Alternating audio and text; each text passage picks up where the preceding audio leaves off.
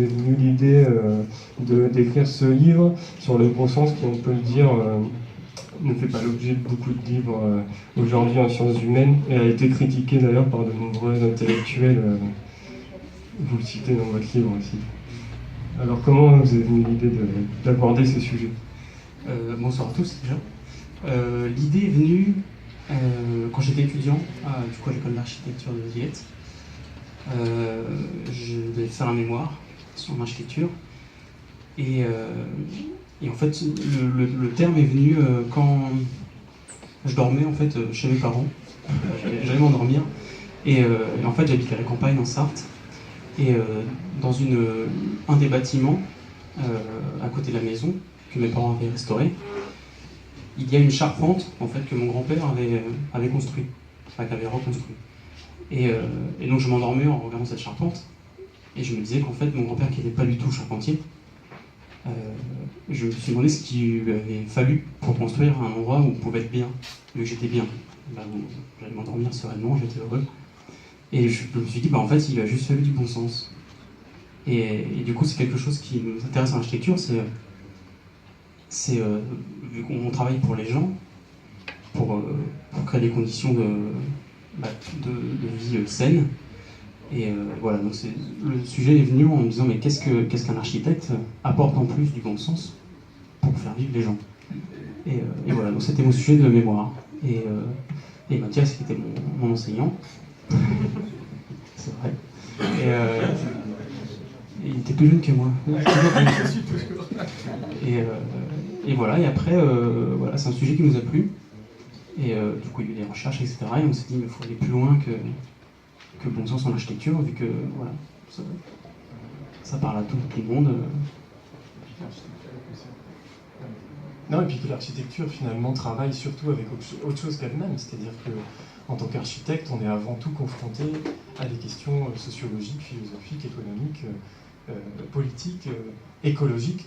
C'est-à-dire que du coup, nécessairement, à réfléchir sur l'architecture, on avait des réflexions surtout extra-architecturales, donc ça n'aurait pas été du bon sens d'une certaine manière que de restreindre le sujet à ça, comme si l'architecture c'était uniquement une question d'espace, quoi. Alors que c'est beaucoup plus que ça. Alors justement, peut-être avant d'aborder ce côté très concret, sans refaire tout le cheminement philosophique très intéressant que vous faites dans la première partie du livre, comment définiriez-vous, je sais que c'est difficile, mais de manière concise, ce que vous appelez bon sens, peut-être évoquer quelques notions que vous abordez. Il me semble que les notions d'adaptabilité, de justesse et peut-être de sens aussi me semblent essentielles dans votre définition. Est-ce que vous pouvez nous lancer quelques pistes comme ça pas forcément avec plaisir. Surtout qu'on ne va pas répondre nous-mêmes, c'est Henri Bergson qui répond à notre place. Donc on se décharge, et puis en plus on s'appuie quand même sur quelqu'un. Il dit: le bon sens, c'est l'effort d'un esprit qui s'adapte et se réadapte sans cesse, changeant d'idée quand il change d'objet. Nous, ça a été vraiment notre accord fondamental à tous les deux sur cette idée-là. C'est-à-dire que le bon sens, pour nous, c'est pas une valeur figée qui serait posée sur un objet de façon définitive, sur une situation. C'est une faculté de raisonnement, c'est une forme d'intuition intellectuelle. Et nous, c'est à ça qu'on appelle. On ne fait pas un livre moralisateur pour dire ce qui est ou ce qui n'est pas du bon sens, quelles seraient les bonnes pratiques de bon sens, ou les pratiques seraient du mauvais sens. On fait appel à cette faculté qu'a l'être humain à réfléchir par lui-même. C'est un peu un appel à l'autonomie de chacun, et puis effectivement à l'adaptabilité, parce que du coup autonomie qui dépend de la situation de chacun, du point de vue de chacun, de sa subjectivité, etc. Alors en ce sens, du coup c'est pas forcément un éloge du bon sens qu'on fait, enfin en tout cas c'est plutôt un appel, qui sous-entend qu'on cautionne la notion évidemment, mais on lui reconnaît aussi des critiques, des limites, des dangers. On sait que c'est une notion qui a été récupérée par le Front National pour leur campagne municipale il y a 2 ans. C'est les publicités des banques. Alors, il y a 2 jours, on s'est rendu compte que c'était les nouvelles publicités de Cronenbourg qui utilisaient maintenant question de bon sens. Donc évidemment, nous, on n'est pas les publicitaires de tous ces gens-là. mais voilà, on fait un appel à la faculté, voilà, la faculté plutôt de réflexion, et donc un appel qui c'est formé un petit peu, comme ça a été dit, en deux parties. Une partie qui est plutôt de l'indignation, où on essaye de montrer en fait toutes les choses qui nous ont donné de l'énergie pour écrire ce livre, toutes les situations qui nous semblaient inacceptables et face à laquelle il nous paraissait que réfléchir à l'idée de bon sens pourrait effectivement amener à autre chose. Sans donner de réponse a priori sur ce que ça peut donner, encore une fois, c'est pas un catalogue des choses à faire. Et puis une partie nécessairement pour essayer de solidifier un peu la notion et de fonder, malgré tout, donc avec des auteurs philosophiques à l'appui beaucoup, ce que ça pourrait vouloir dire que cette notion-là de bon sens. Et donc dans la deuxième partie, en gros, vous posez la question comment faire preuve de bon sens lorsque, je vous cite, justement, nos sens sont mis en échec par le hors d'échelle contemporain.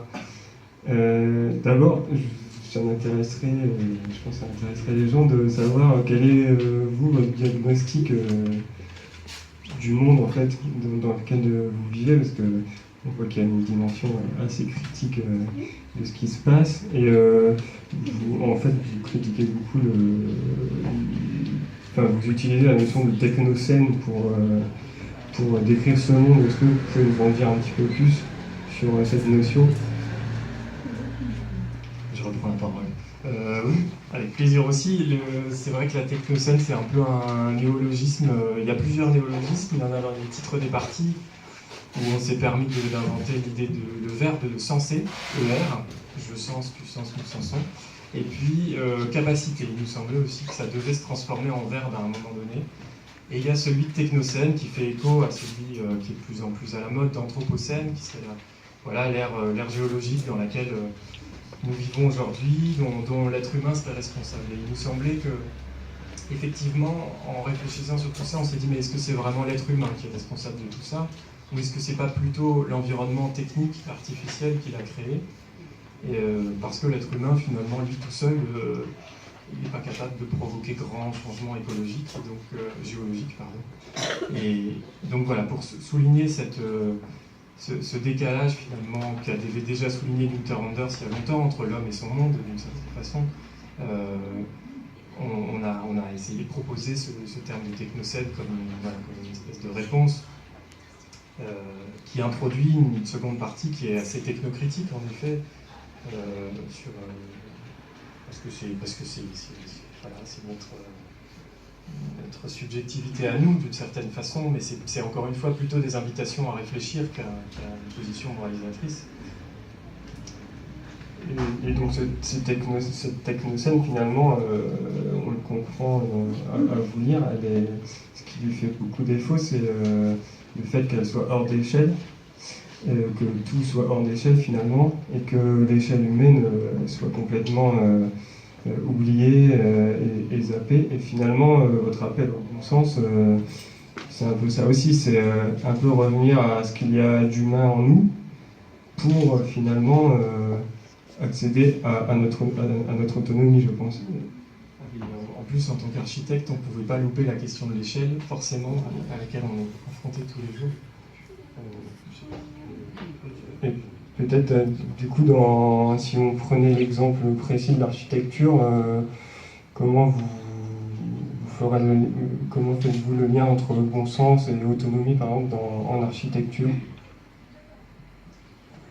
C'est une bonne question, et c'est pour ça qu'on a créé notre atelier, pour essayer justement de mettre en forme toutes les réflexions qu'on a eues, notamment dans ce livre.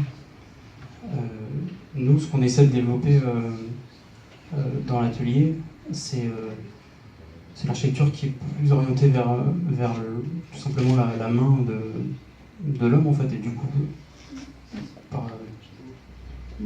vers l'homme, tout simplement, en mettant en avant ses savoir-faire, surtout ne jamais les oublier, en fait, les savoir-faire qu'on a depuis des siècles. On essaie de se rapprocher d'une architecture un peu plus sensée, un peu plus simple, ou surtout pas sérialisée ou standard, parce qu'au final, Ouais, grandiloquent non plus. Voilà, c'est peut-être une architecture artisanale. Je suis passionné d'artisans, on est tous des artisans, ouais, des bricoleurs. Mais oui. Ça s'appelle Lama. Lama, l'atelier pour le maintien d'une architecture artisanale, ce qui fait aussi écho évidemment aux AMAP. C'est un espèce de clin d'œil quand on se rapproche de ça. Et est-ce que votre but aussi, c'est peut-être d'impliquer plus le destinataire du produit architectural dans ce projet-là pour finalement qu'il soit le client, j'allais dire entre guillemets, mais pour qu'il comprenne un petit peu les enjeux de l'architecture et peut-être... On travaille de fait avec lui, c'est pas qu'on essaie de l'impliquer plus, c'est qu'effectivement le projet naît de lui-même, enfin, et on implique aussi on essaye d'impliquer aussi beaucoup plus que lui, dans le sens où on essaye d'impliquer un site spécifique, on essaie de relocaliser d'une certaine façon la conception architecturale, et de façon conviviale, c'est-à-dire que c'est pas juste qu'on va essayer de le sensibiliser à ce qu'on essaie de lui faire passer. On essaie plutôt de comprendre ce dont lui pourrait avoir besoin de façon spécifique, pas en disparaissant nous, évidemment, en tant qu'architecte, mais malgré tout vraiment dans une symbiose plutôt que... Enfin, c'est aussi un combat pour essayer d'arrêter de se considérer comme des experts de l'habitation, en fait, d'une certaine façon, comme si les architectes savaient mieux habiter que les habitants eux-mêmes et qu'ils savaient mieux que eux ce qui pouvait être bon pour eux, quoi. On engage plutôt un dialogue, il me semble. Qu'est-ce que tu en penses? C'est de faire émerger des envies, tout simplement. Et voilà, c'est plutôt ça. On est une sorte de médiateur entre les gens qui ne savent pas forcément traduire en espace, l'espace dans lequel ils aimeraient vivre, tout simplement. Voilà.